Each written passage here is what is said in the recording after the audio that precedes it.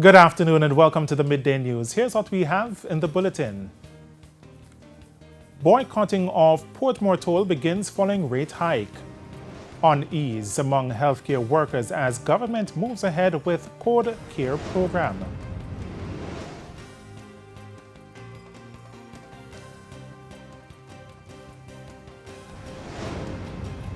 And later in sports, TVJ Gale could miss World Championships. I'm Shane Masters, and here are the details. More people are opting to use the Mandela Highway in St. Catherine amidst an increase in the toll rates over the weekend. But as Kalisha Williams reports, there were still long lines along the Portmore toll road. Thank you. So people have been sending notices on social media for persons to boycott the toll. But based on where I'm standing now, this is the entrance of the toll which connects you to Port Henderson Road. And it seems as if it's business as usual. It's a busy morning. In fact, there's a line behind me, dozens of persons lining up to go through the toll. So it seems as if some persons did not get that notification, or people simply find the toll more convenient regardless of the increase. Actually, plans were there to do it this morning, but apparently because the time that I leave out, actually I got to take it this morning. So we've moved to another location just to see the difference in the number of persons taking the toll as opposed to those using the Mandela Highway. And I can tell you there's not much of a difference where I'm standing. I'm actually at the intersection of Dyke Road and Passage Fort Drive, and it seems to be business as usual here as well. But I spoke with one woman who told me that she will be boycotting the toll. She didn't say for how long, but what she said is that she's not able to afford anything above $300 to use this toll road. To be topping up for the week is almost like $6,000 to be back and forth, and I have to take my child to summer school and take her back. And we can't afford it, and we don't even get an increase in our pay. So how is it that we can afford the toll at $300? Good God, man. But then they put $10, I look at $20, but $50, no man, we cannot maintain that, honestly. So you'll be driving to Mandela this morning? Yes, I will be going to Mandela this morning, definitely. I mean, that is why I came out a little bit earlier, because I'm not going that direction, honestly. I don't agree with the $50 increase, that's why. Okay. So you'll be taking the toll, the Mandela Highway going forward? As long as I deem it possible, yeah. So right now I'm standing at the roundabout near the Aki village. So we're moving closer to the Mandela Highway. And as you can see from the traffic pile up behind me, a lot of persons are opting to use the Mandela Highway. And based on the conversation I've been having with the police, they told me that they have seen unusual traffic here, more persons using this route. So it's fair to say that more persons are opting to use the Mandela Highway as opposed to toll road, based on what I've been seeing here on the ground in Portmore, St. Catherine. It's back to you guys in studio. Thanks, Kalisha. Now, residents of Eastern St. Thomas took to the streets this morning to protest against the condition of the road. They complained that the slow pace of work on the eastern leg of the Southern Coastal Highway is making it extremely difficult for commuters. It's why they are now calling for an intervention.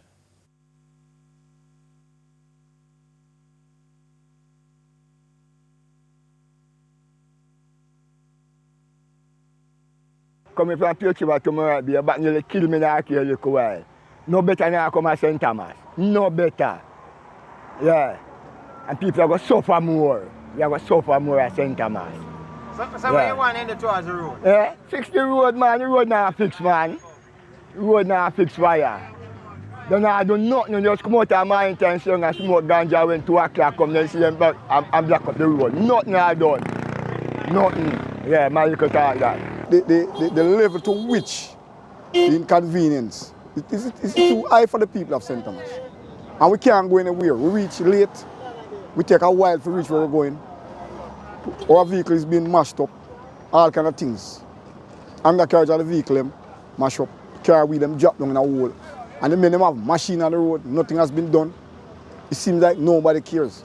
So where are the elected representative who's supposed to represent the people of St. Thomas, especially on the eastern end? We are suffering. So we are demanding that the road be fixed. Residents from Luana to middle quarters in St. Elizabeth now have greater access to potable water. Last week, their main pipeline was replaced. Cody and Barrett.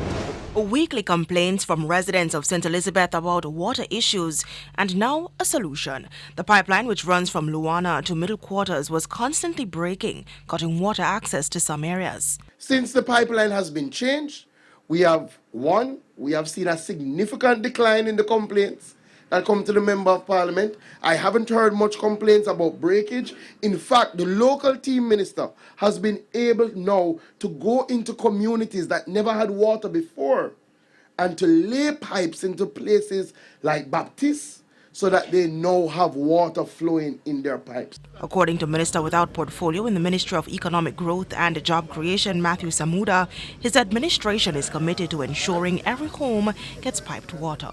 There was a time, Minister Green, when ministers would get up excitedly to announce that they've allocated money for trucking. There's no excitement in this administration to allocate money for trucking.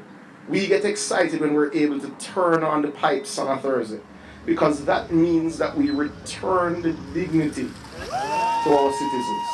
It means that we build the base for development. Some 1,100 households will benefit immediately, and other households along the route will be able to go to the National Water Commission, NWC, and formally connect. But with climate change also posing a threat to water supply, Mr. Samuda says $150 million will be allocated to the Ministry of Local Government to facilitate trucking. St. Elizabeth has had the largest decline in rainfall over the last 60 days. So we're very cognizant of the issues of those who are connected to water, who have not gotten their regular supply. And we'll be doing what we need to do to ensure that you get some reprieve. While thanking the NWC for relaying the pipes, Member of Parliament for St. Elizabeth Western, Floyd Green, pointed out that more work is needed. We still have the old pipeline that picks up, that goes to YS. So my hope, Minister, is that you will address the pipeline from Charlie Gallion Corner into YS that does run through my constituency, and there are still parts of areas like Bailey Ground, YS, New Holland, that are still in need. So my hope is that you will address that, and I trust that you will. Cody and Barrett, TVJ News. Could the minority caucus in the St. Anne Municipal Corporation be on the cusp of ousting its second chairman within months? That is a question this afternoon as councillors in the parish seek answers from the corporation's chairman about the operations of the Buckfield playing field in Ocho-Rios. For weeks, there have been questions swirling as to how the Buckfield playing field in the resort town was connected illegally to the national grid and light posts stolen. However, to date, answers are not forthcoming, with the Jamaica Public Service Company carrying out an investigation. On numerous occasions, Chairman of the St. Anne Municipal Corporation, Sidney Stewart, was asked about the illegal operations. However, he refused to answer, saying the corporation is carrying out its own investigation into the operations of the complex. But for the PNP councillors, they believe they have the chairman right where they want him. From that corner, you see, history. We start to kick him like football. We don't score the bullet, But if you want the people to enjoy the game, you have to give them some style. So we just have him kick him around the place like football. And we are going to score the goal very and very soon. We want the PAAC to tell us how the council get those light posts that JPS identified to be theirs that were stolen from JPS and installed on the government council's property. Lie. For them say them don't know how they reach them. Yet the council money pay for it. Lie. In the meantime, Minority Leader in the corporation, Winston Brown, is calling on his seniors in the opposition to press for the release of the findings of an investigation into a $46 million sanitization program in Ocho-Rios. Eyebrows were raised in 2020 when the Public Administration and Appropriations Committee, PAAC, was told that a multi-million-dollar contract was awarded to Raheem Cleaning and Trucking Limited to carry out cleaning and sanitizing works at 8 locations in Ocho-Rios St. Anne. The locations include the Urban Development Corporation's Island Village Complex, Main Street in Ocho-Rios, Turtle River Park, Ocean Village, Otrius Market, and the Fisherman Village. The St. Anne Municipal Corporation had requested the money from the Tourism Enhancement Fund, TEF, to carry out the sanitization exercise in the wake of COVID-19. At that time, then chairman of the PAAC, Dr. Wickham McNeil, had called for the Integrity Commission to carry out the investigation. But to date, the findings have not been released, hence the appeal from Mr. Brown. How on earth would you spend $46 million within 3 hours? 3 hours project carried out in Woodrest and So we have to demand the report now. And it's time for a break here on the Midday News. Stay with us. Much more stories when we return. Welcome back to the Midday News. Another group of healthcare workers is this afternoon raising concern about the approach of the Health Ministry in clearing the backlog of elective surgeries across the island. Health Minister Dr. Christopher Tufton has been on a drive to have healthcare workers in the diaspora to return to assist. However, local health professionals say they are able and ready to take on the task. Herman Green reports. Nearly 5,000 elective surgeries are backed up in the nation's hospitals, leading the health ministry to turn overseas for help. But local healthcare professionals say they can clear the backlog. According to the Nurses Association of Jamaica, NAJ, bringing in temporary healthcare workers from the diaspora to address personnel shortages is not a practical solution. NAJ President Patsy Edwards-Henry says with the temporary workers no longer practicing in Jamaica, they will have to go through an orientation process. It didn't seem practical to us to bring persons in who were not au fait and knew what was happening within the environment, because it defeats the purpose, because the same nurses that we say are short will have to work along with and shadow these nurses that would be coming in. Mrs. Edwards-Henry says the concerns of the nurses have been discussed with the Ministry of Health. Health Minister Dr. Christopher Tufton has been defending his visit to 8 hospitals in Florida, Georgia, Washington, D.C., and in New York in the United States to recruit healthcare workers. He says 100 healthcare workers in the diaspora have already signed up.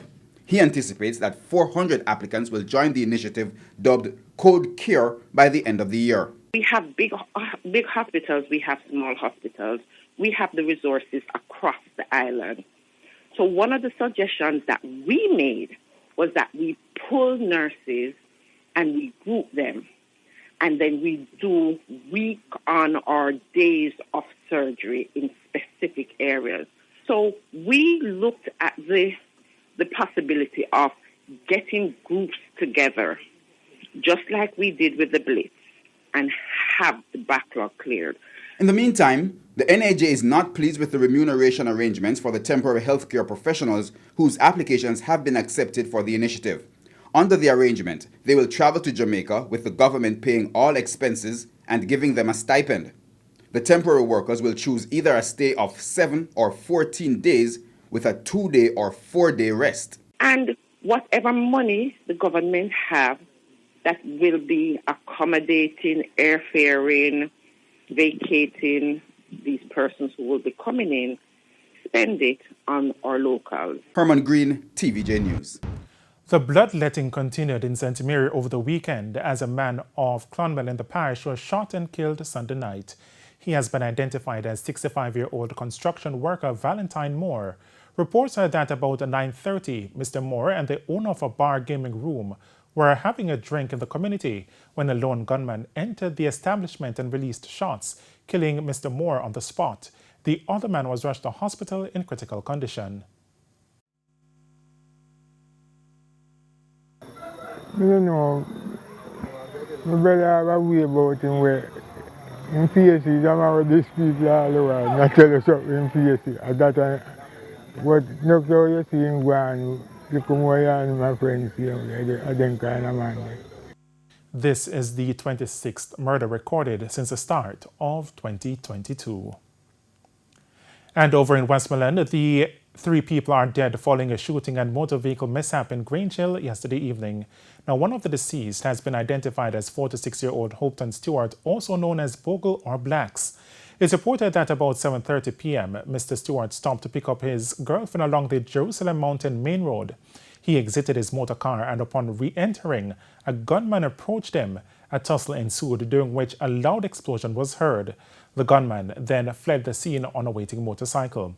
Mr. Stewart sped off and the car lost control and hit several patrons before landing in a ditch. Upon the arrival of the police, Mr. Stewart was seen slumped over the steering, suffering from a gunshot wound to the right side of his face. He was transported to hospital where he was pronounced dead. 2 of the patrons who were hit by the vehicle have since died. And for a look into the financial world, here's Cody and Barrett with the Business Minute. Fesco sold nearly $1.5 billion worth of shares last week, making it the largest trade for the company since its listing on the junior market a year ago. The price paid by the buyer was not disclosed. The nearly 239.1 million shares, which were valued at $1.43 billion of the closing price of $5.97 on the day of the transaction, amounted to 9.56% of the company. The stock closed at $6.02 on television. Jamaica TVJ switched on its second next-gen TV transmitter in the island this weekend as it continues to lead Jamaica in rolling out the latest global standard in television transmission, ATSC 3.0.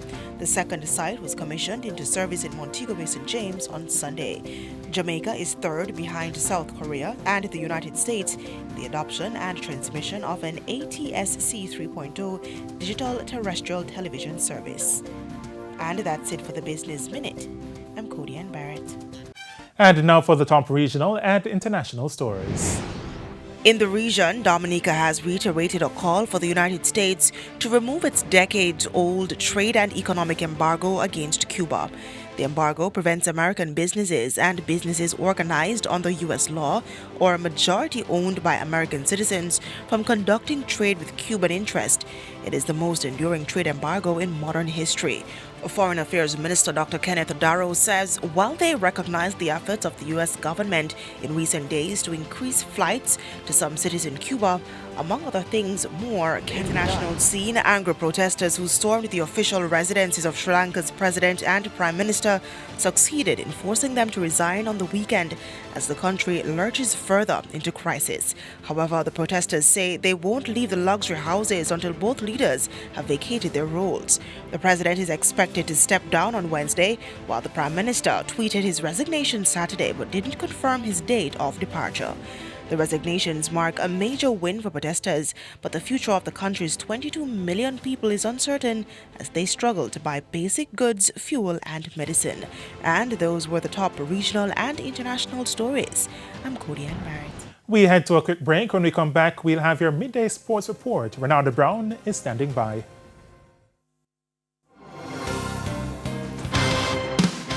Welcome back. It's now time for your midday sports. Defending long jump world champion Jamaica's Tajay Gale may not compete at the World Athletics Championships in Eugene, Oregon, which starts on Friday. Gale, who was unable to complete his jumps at the National Championships in June, told TVJ Sports that it is a race against time to be available for the qualification round, which starts at 4 p.m. on Friday, Jamaica time. Gale, along with members of the MVP Track Club and the Elite Performance Track Club, left the island today for Eugene. We will have details in Primetime Sports tonight.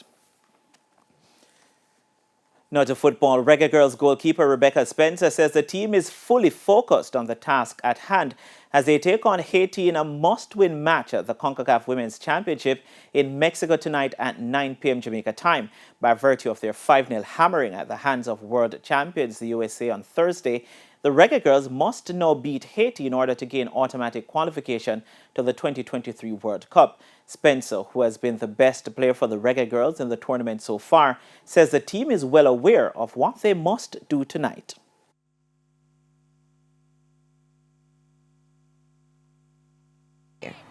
It's going to be a really tough game. We know Haiti have got, huge amounts of quality in their team and, they've been really good and they played really well against Mexico to get the 3-0 win.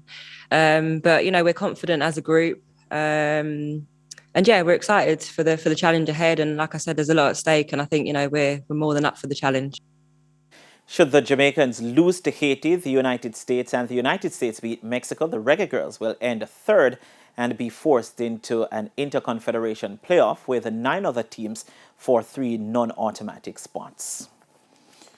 Now to cricket, the West Indies are now on their 4th longest winless run against any one team in one-day international cricket after losing their 9th straight game against Bangladesh on Sunday at the Providence Stadium in Guyana. The run is also the longest since the West Indies went winless for 10 ODIs against England between 2014 and 2019. Their 6-wicket defeat on Sunday marks the 8th time in the run of 9 games that the Windies were losing after batting first. A disastrous display with the bat saw the hosts restricted to 149 for 9 after the game was reduced to 41 overs per side.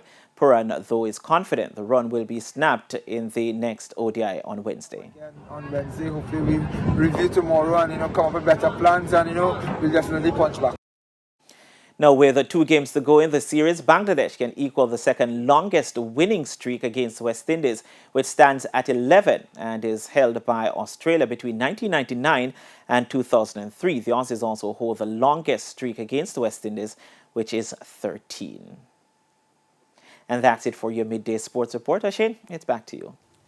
Thanks, Renato. And that's the Midday News. I'm Ashade Masters. Join us at 7 for Prime Time News. On behalf of the news, sports and production teams, have a good afternoon.